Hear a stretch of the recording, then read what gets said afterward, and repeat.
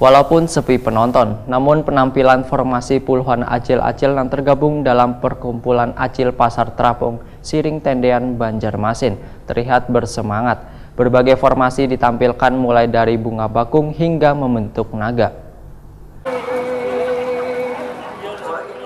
Walaupun sepi penonton, namun penampilan formasi puluhan acil-acil yang tergabung dalam perkumpulan Acil Pasar Terapung Siring Tendean Banjarmasin di Sungai Martapura depan Menara Pandang Banjarmasin, Kamarian Rabu 6 Februari 2019 tetap terlihat bersemangat. Berbagai formasi ditampilkan mulai dari bunga bakung hingga membentuk naga.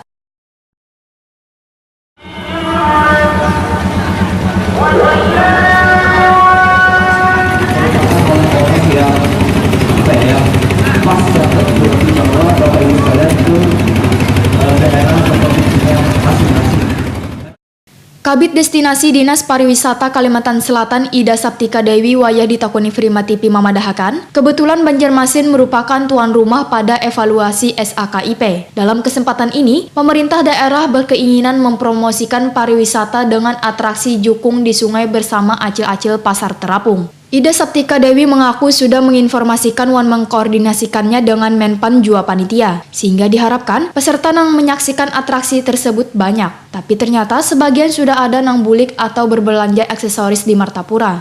Padahal Dinas Pariwisata Kalsel Wan Banjarmasin mau memasukkan agenda ini di dalam jadwal pelaksanaan, tetapi panitia sudah mengirim jadwal tersebut, maka informasi yang ingin disampaikan terlambat. Tadinya kita berharap pesertanya juga ikut di dalam atraksi tersebut. Ternyata sebagian hari ini sudah harus pulang. Jadi sebagian aja yang bisa hadir di acara ini. Jadi ini adalah partisipasi dari Dinas Pariwisata Provinsi dan Kota Banjarmasin. Kurang promosi atau apa Bu? Ini terlihat sepi nih Bu. Kenapa Bu? Iya memang karena sebagian sudah ada yang pulang gitu.